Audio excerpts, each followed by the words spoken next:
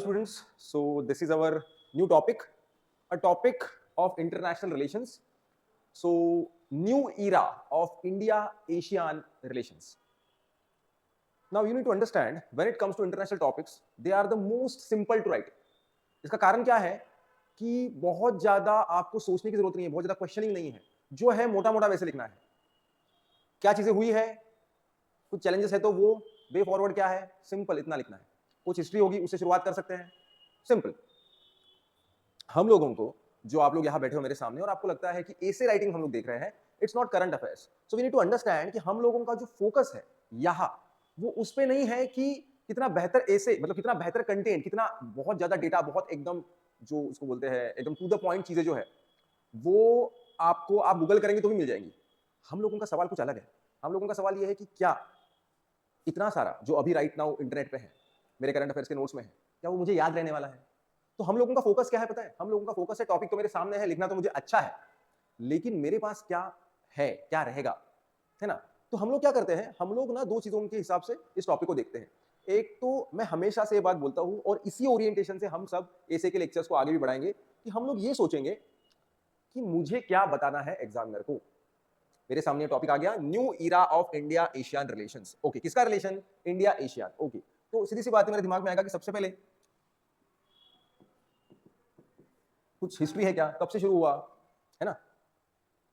ठीक है. अभी आप लोग बोल रहे हो कि न्यू इरा, इसका मतलब कुछ नई चीजें ऐड हुई है. तो वो नई चीजें कौन सी ऐड हुई है जिसकी वजह से ये इरा जो है, ये जो रिलेशन है, ये न्यू लग रहा है? तो उन चीजों के बारे में लिखना है ना, न्यू चेंजेस. अब ये जो न्यू चेंजेस है, इसमें बहुत सारे अलग अलग एस्पेक्ट्स आ सकते हैं. तो भाई डिफेंस रिलेटेड कुछ, अब देखो ये जो कुछ कैटेगरीज में बता रहा हूं, ये हर बायलैटरल रिलेशन में कॉमन है. डिफेंस हो गया, फाइनेंस हो गया या इकोनॉमिक. उसके बाद आता है बेसिकली सोशो कल्चरल. इसमें भी बहुत सारे डायमेंशंस आ सकते हैं. Exchange of students, education, health, literature, human resource, है ना? तो एनीथिंग कैन बी देयर. तो डिफेंस, इकोनॉमिक, सोशो कल्चरल में बहुत सारी चीजें आती है. और हम लोग जो है मोस्टली हम लोग जो है सॉफ्ट पावर के लिए बहुत ज्यादा जाने जाते हैं, इसलिए हम लोगों ने इन चीजों के बारे में थोड़ा बहुत लिखना ही चाहिए. इसके अलावा अब देखो ये बेसिकली इसको आप ट्रेड भी बोल सकते हो, राइट? इसके अलावा अगर कुछ होगा कि पकड़ लो कोई ऐसी कंट्री जिसको हमने कुछ हेल्प की है फाइनेंशियली, या फिर कुछ एनर्जी रिलेटेड होगा, तो वो भी आप लिख सकते हो. Whatever you remember, you have to focus on that. Try to understand. I have some data carved out for this essay on in my notebook. I don't remember that, right? So I am going to watch it here. But what I am trying to teach you, मैं आपको यहां जो बताने के लिए खड़ा हूं, ये टॉपिक यहां आपको डिस्कस करने से पहले मैं ऑलरेडी कुछ देख के आया हूं, कुछ पढ़ के आया हूं, जो मुझे बताना है, जो आइडियली आना चाहिए ऐसे में, उसके बारे में बात करेंगे. लेकिन मेरा फोकस क्या है? मेरा फोकस ये है कि एज ए स्टूडेंट मैं ना बहुत सारी चीजें पढ़ता हूं, और वो बहुत सारी चीजों में से कौन सी चीजें मुझे याद रहती है. तो पकड़ लीजिए, अगर हम इस टॉपिक की बात करते हैं, तो मैंने यहाँ ऑलरेडी कुछ चीजें बना के रखी है कि मोटा मोटा हम लोग क्या करेंगे, हमारा आउटलाइन क्या रहेगा ऐसे का, कि थोड़ा हिस्ट्री के बारे में बात करेंगे. Now it depends, either you know the history of Asian, कब कैसे शुरू हुआ, क्या पर्पज है. नहीं तो एटलीस्ट एशियन इंडिया का जो हिस्ट्री है, बेसिकली 1992 से सबसे पहले हम लोगों ने शुरू किया था, तो अगर आपको वो पता होगा आप उससे शुरुआत कर सकते हो. अभी रिसेंट जो एक समिट हुआ कुआलालंपुर में, तो वहां क्या क्या हुआ उसके बारे में आपको पता होना चाहिए करंट अफेयर्स में. उसके बारे में थोड़ा बहुत यहाँ लिखोगे. हम दोनों के रिलेशनशिप में इंपॉर्टेंस क्या है, नया क्या जुड़ा है, क्यों जरूरी है, वो बताओगे. कुछ चैलेंजेस भी होंगे, वो भी बताएंगे और कंक्लूड कर देंगे. ये एक हम लोगों ने सोचना चाहिए कि मुझे इस तरह से अपना ऐसे लिखना है. लेकिन होता क्या है, मुझे पता क्या क्या है. मैं कभी कभी सोचता हूं कि पकड़ लीजिए मैंने किसी जमाने में थोड़ा कुछ इंडिया एशियन के बारे में पढ़ा होगा, तो इंडिया एशियन ये वर्ड मेरे सामने आते ही मुझे क्या क्या याद आता है. तो मुझे याद आता है हमारा कॉमन एनिमी कौन है, चाइना. अच्छा, एशियन मतलब लुक ईस्ट पॉलिसी, उस साइड है ना. अच्छा, तो लुक ईस्ट आ गया मतलब नॉर्थ ईस्ट आ गया. अच्छा, अब क्या है और क्या है, कुछ दोनों के बीच में रिलेशन होगा, तो कुछ वही जो मैंने भी बोला, तो मैं ऐसे सोचूंगा कि क्या क्या रिलेशन होगा. तो डिफेंस रिलेटेड कुछ होगा, कुछ पढ़ा होगा करंट अफेयर्स में कि हमने कुछ उनको एक्सपोर्ट किया, वो आ गया. फिर कुछ ट्रेड होगा, लेकिन उसके आंकड़े नहीं पता, तो ठीक है, लेकिन ये तो लिख सकते हैं कि दोनों में कुछ ट्रेड है, एक्सपोर्ट इंपोर्ट चल रहा है. फिर और क्या है, अरे समुद्र कॉमन है, तो कुछ मैरीटाइम कोऑपरेशन होगा. कुछ चीजें अपने कॉमन सेंस से सोचनी है और लिखनी है. बहुत बार आपके पास कोई स्पेसिफिक डेटा नहीं है, लेकिन कुछ आप अलग अलग डायमेंशंस लिख के भी आते हो कि ऐसा ऐसा कुछ है, तो भी it makes a difference, because examiner comes to know that you know that there are various dimensions, even that helps, right? तो नॉर्थ ईस्ट वाली बात मेरे दिमाग में आई, ठीक है. तो मैं सोचता हूं कि ओके, तो मैं अपने ऐसे में मुझे ये सारी चीजें याद आई, जो सिर्फ हम जिसको बोलते हैं ना कि एकदम ऊपर ऊपर की बात है. अब सिर्फ इतने से तो ऐसे नहीं होगा, लेकिन मुझे आपको ये बताना है कि जो आपको याद आता है उसको कैपिटलाइज करके लिखना है. बताने के लिए मेरे पास बहुत सारे पॉइंट्स है, वो मैं आपको बताऊंगा भी. But again, I'm trying to tell you that there is a difference between session of current affairs and an essay writing. In essay writing session, my focus is more on making you capable with smaller content even to write a better essay. आपके पास content की कमी है, ज्यादा चीजें याद नहीं आ रही, तो हम लोग इस पे ज्यादा फोकस क्यों ना करें कि चीजें याद आए तो आए कैसे, और फिर जो चीजें याद आई उसको कैसे कैपिटलाइज करें, और जो चीजें याद आती है उससे और चीजें कैसे याद आए। कि मैं देख रहा हूं टॉपिक की तरफ और मैं सोच रहा हूं कि ओके रिलेशन ना, तो रिलेशन कैसे होता है, ये हस्बैंड वाइफ का रिलेशन है क्या, नहीं है, दो कंट्रीज का रिलेशन है, तो उसमें क्या क्या आएगा, तो कॉमन सेंस वाली बात है, कुछ डिफेंस कोऑपरेशन होगा, कुछ ट्रेड होगा, कुछ सोशो कल्चरल एक्सचेंज होगा, इंडिया है तो सॉफ्ट पावर होगा, तो कुछ ना कुछ होगा, फिर हम लोगों का कुछ पुराना है क्या, तो आपको याद आएगा कि आपने एंशिएंट इंडिया में कुछ पढ़ा है, कुछ टेंपल्स है, कुछ कल्चर है वहां का, बुद्धिज्म है, तो आप सोचेंगे ओके, फिर हम सोचेंगे कि अरे और एक चीज, ये एशिया में कौन कौन सी कंट्रीज है, सर मुझे सारी कंट्रीज के नाम नहीं पता, कोई जरूरत नहीं है, कुछ कंट्रीज के नाम पता होंगे, उन कंट्रीज के साथ इंडिविजुअली इंडिया का कुछ कनेक्शन याद आ रहा है क्या, अगर आ रहा है तो लिखो, नहीं याद आ रहा है तो एटलीस्ट ये लिख सकते हैं कि हमारे बहुत सारे लोग जो है वो वहां working in various professions, right, हम लोगों का जो बेसिकली सर्विस इंडस्ट्री है, वो वहां हेल्प कर रहे हैं, कुछ काम कर रहे हैं।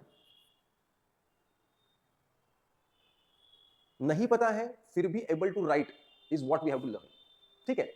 तो मैं आपको बार बार ये बताने की कोशिश कर रहा हूं कि जब मैं यहां भी आपको कोई टॉपिक लिखता हूं ना, तो 2 मिनट के लिए वीडियो पॉज कर देना और ना थोड़ा सोचना कि मुझे क्या क्या याद आ रहा है, और एक पेन और पेपर लेके वो पॉइंट्स लिखना, एग्जाम में ऐसे ही होने वाला है। So try to prepare yourself for that kind of situation. आप लोगों को इन जनरल भी आदत हो गई है तुरंत गूगल करना, तुरंत डेटा, तुरंत सब कुछ अच्छा लिखने की कोशिश करना और अपने आप को बताना कि देखो मैंने कितना अच्छा लिखा है, but it's not you, it's some help you are taking, right.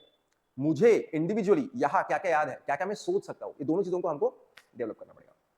Now अगर हम थोड़ा सा बात करते हैं कि ये ऐसे कैसे आ सकता है, तो जैसे कि मैंने बोला ये सारे जो पॉइंट्स हैं इसको हम थोड़ा सा क्या कर सकते हैं, एक्सप्लेन कर सकते हैं। अभी जैसे कि हम बात करेंगे कि बेसिकली इंडिया एशियन का कैसा रिलेशनशिप है, तो भाई जैसे कि मैंने बोला कि 92 से ये रिलेशनशिप शुरू हुआ और धीरे धीरे इवॉल्व होते होते आज के मुकाम पे खड़ा है। तो बेसिकली हम इंट्रोडक्शन में क्या लिख सकते हैं, जैसे कि मैंने यहाँ बोला कि we can start with some history of India ASEAN, if you know, अगर आपको एशियन का स्टार्टिंग ईयर पता है बाय एनी चांस, उसका हेडक्वार्टर पता है, तो वी कैन राइट इन 1 और 2 लाइन, राइट। इंडिया एशियन कब से शुरू हुआ, वो रिलेशनशिप उस वक्त कैसी थी, फिर धीरे धीरे आगे जाके कुछ पड़ाव आए होंगे वो आपको पता होंगे, आज कहाँ है।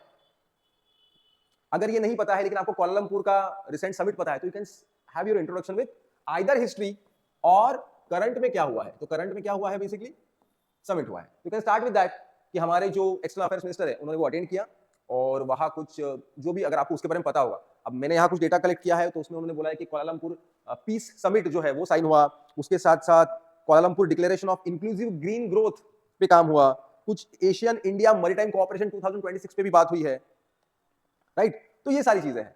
तो यू कैन राइट अबाउट, मतलब you can start with talking about the recent initiative which has been taken, say for example you can start by talking about the summit and then in the body part, ठीक है। तो आपने सबसे पहले introduction में थोड़ा सा either history या करंट से शुरू किया और उसके बाद आपने क्या किया, उसके बाद आपने बताया कि like you finish your introduction para.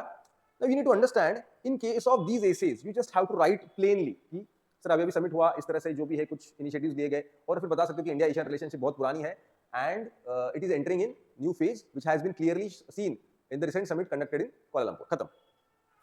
तो अभी नहीं पता है तो ईएम ने पार्टिसिपेट किया, कुछ इश्यूज पे जो है डिस्कशन हुआ, कुछ डिक्लेरेशन साइन किए गए, इस तरह से इंट्रोडक्शन लिख दिया। अब बॉडी में जा रहे हो, अब बताओगे कि क्या क्या इनिशिएटिव्स अगर आपको पता होंगे। अभी मैंने ये कलेक्ट करके लाया है, मुझे पता नहीं थे, कुछ डेटा तो आपको भी देखना पड़ेगा, याद करना पड़ेगा और वहां लिखना पड़ेगा। तो जो रिसेंट समिट में जो इश्यूज हुए हैं उसके बारे में लिखा, अब उसको थोड़ा सा एक्सप्लेन किया। अभी क्या है कोलालंपुर पीस अकॉर्ड, तो उन्होंने बोला है कि basically it has been found since last many years that the group remained inactive in case of regional conflicts and in order to overcome those inactions they have decided to have this peace accord to deal with the regional conflicts, right? So you can just explain it, then you can talk about, as I told you, the inclusive green growth वाला, उसमें क्या क्या आएगा वो आप पढ़ के लिख सकते हो। Then ASEAN Indian maritime cooperation में क्या क्या साइन हुआ है, क्या क्या प्लान कर रहे हैं, उसके बारे में आप लिख सकते हो, है ना।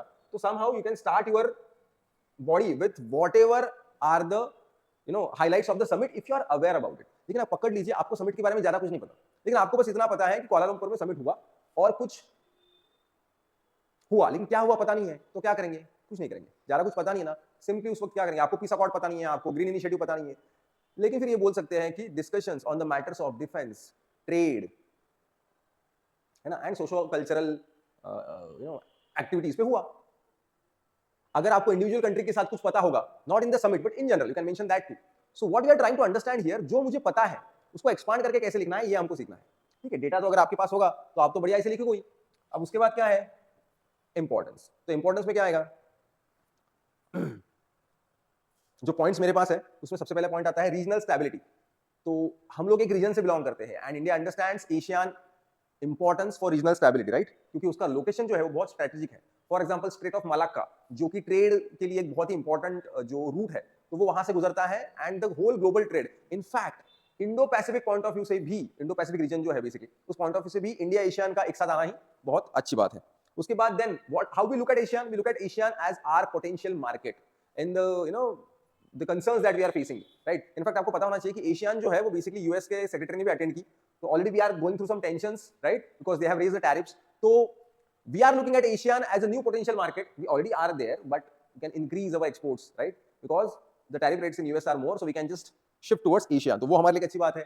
हमारा नॉर्थ ईस्ट सबसे इंपॉर्टेंट है, जिसकी कनेक्टिविटी बढ़ेगी। We can give more growth impetus to north east if we can increase the trade and other stuff with the ASEAN. एक डेटा मेरे पास ये भी है कि कुछ एनर्जी रिलेटेड चीजें हैं, मतलब वहां से we can get some energy. So we are already working with Vietnam, है ना। हमारा जो ONGC है, it is having some connections there in Vietnam, so you can just find about it and you can write about it. Then comes trade. We are the fourth largest trading partner of ASEAN. You should know that, right? और भी चीजें अगर trade related, finance related आपको पता होगी, उसके बारे में आप लिख सकते हो। You can write down all this in the importance. Now see what you have to do. Your task is to make sure that कि ये सारी चीजें इस तरह से प्रेजेंट करना कि ऐसा लगे कि it is a new era. And this new era कैसे बोलेंगे? Because सर ये चीजें पहले नहीं थी और अभी हो रही है, राइट। जैसे कि सागर इनिशिएटिव है डिफेंस का, या फिर ट्रेड जो है, we are becoming the fourth largest partner, right, earlier we are not. ठीक है, हमारा नया मार्केट वो बन रहा है and stuff like that. At the same time after writing all this stuff, आप देखो हम लोग बहुत जल्दी जल्दी ये बातें बोल रहे हैं, लेकिन ये अगर आप नॉर्मली भी लिखते हो, थोड़ा थोड़ा एक्सपांड करके भी लिखते हो, तो भी it cover almost 300 word of yours, ठीक है। तो जब आप 250 के आसपास आ गए हो इतना सब लिखते लिखते, तो बेसिकली आपको थोड़ा चैलेंजेस अगर कुछ पता होंगे कि इस रिलेशनशिप में कुछ चैलेंजेस भी है। जैसे कि चाइना सबसे बड़ा हम लोगों का जो कॉमन एनिमी है वो चाइना है, तो वो चाइना क्या कर रहा है, तो आपको पता होना चाहिए कि China always try to influence this nation with hard diplomacy, trying to give them some money for the development or some fear जो खड़ा करता है। साउथ चाइना सी में अपनी दादागिरी करता है चाइना, तो उन सब चीजों के बारे में आप लिख सकते हो। लेकिन हम बोल सकते हैं कि like it is a common enemy, so it is opportunity to come together to fight against it, है ना, to stand for each other. तो साउथ चाइना सी भी जो चाइना क्लेम करता है वो भी एक बड़ा चैलेंज है। तो इन सब चीजों के बारे में हम लिख सकते हैं, हमारे लुक ईस्ट पॉलिसी जो है, और ये सारी चीजें हम लिख सकते हैं। और फिर we can just conclude it, ठीक है। So what we can say is कि हम लोग जो है वो बहुत सालों से एंशिएंट हिस्टोरिकल सिविलाइजेशन से हम लोग एक दूसरे से कनेक्टेड है, एंड जिस तरह से ग्लोबल जियोपॉलिटिकल ऑर्डर चेंज हो रहा है, तो हम लोगों ने एक साथ रहना और रीजनल बैलेंस के लिए एक दूसरे को सपोर्ट करना is always going to be help to both the parties, something like that, and that will be end of your essay of new era of India ASEAN relations. Conclusion में मैंने और कुछ चीजें लाई है। या it has been said that 21st century, I think our honorable prime minister said so, that 21st century is a century of Indian Asian, right? So in the years to come we are going to make a difference to this world, right? So something like that you can add and you can finish your AC. So this was about India Asia relations, new era of India Asia relations. If you got any doubt regarding this, you can let me know in the comment box. I can definitely answer it, but try to write it as soon as possible, तभी आपको मजा आएगा। आप execute करके देखोगे, जो ऐसे लिखोगे उसको वापस लिख के देखोगे, उसमें कुछ कमियां ढूंढोगे, खुद से ट्राई करके लिख के देखोगे, then only will be feeling कि सच में I am improving my skill of essay writing, right. So this was all about this. If you have got any issue let us know. Thank you.